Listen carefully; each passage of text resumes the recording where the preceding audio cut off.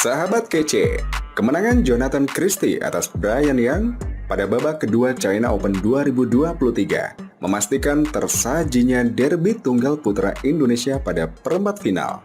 Jonathan menuntaskan laga tak mudah pada babak 16 besar China Open 2023 pada Kamis 7 September 2023. Menghadapi Brian yang pada laga yang bergulir di lapangan 1 Olympic Sports Center Changzhou, China diwarnai kendala angin yang cukup menantang.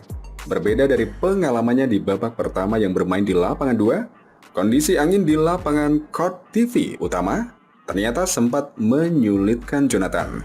Butuh laga 3 game selama 57 menit bagi juara Indonesia Masters 2023 itu untuk mengunci kemenangan atas wakil Kanada dengan skor 12-21, 21-15, dan 21-14. Di game pertama, sisi lapangan itu ternyata anginnya kencang dan shuttlecock saat posisinya enak untuk menyerang malah tiba-tiba berhenti, kata Jonathan seusai laga dalam siaran pers PBSI yang diterima bolasport.com. Jadi pukulan saya banyak yang tidak pas, tambahnya. Perubahan dilakukan Jonathan pada game kedua.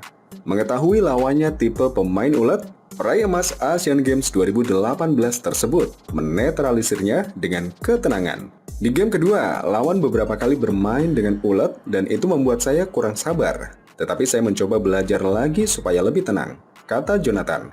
Akhirnya dia yang kewalahan sendiri. Di game ketiga, saya sudah semakin nyaman karena sudah tahu situasi dan kondisinya. Jelas pemain besutan PB Axis itu. Kemenangan Jonathan memastikan satu tiket semifinal ke China Open 2023 bakal ditempati oleh tunggal putra Indonesia. Pasalnya pada babak perempat final besok, Jonathan akan menghadapi senior sekaligus kompatriotnya sendiri, Cesar Hirendro Stavito, yang hari ini juga bermain brilian mengalahkan Eng Seong dari Malaysia dengan skor 12-21, 21-15, dan 21-14. Jonathan mempersiapkan diri menjalani duel derby merah putih yang pasti akan terasa lebih sulit. Karena satu sama lain sudah mengetahui kelebihan dan kekurangan masing-masing, imbas dari sesama pemain yang berlatih di pelatnas. Jonathan memang unggul head-to-head atas Cesar dengan angka yang cukup mencolok 4-1. Dua pertemuan terakhirnya pun dimenangi olehnya. Namun pemain yang akrab disapa Jojo itu punya kekhawatiran tersendiri jelang menghadapi Cesar.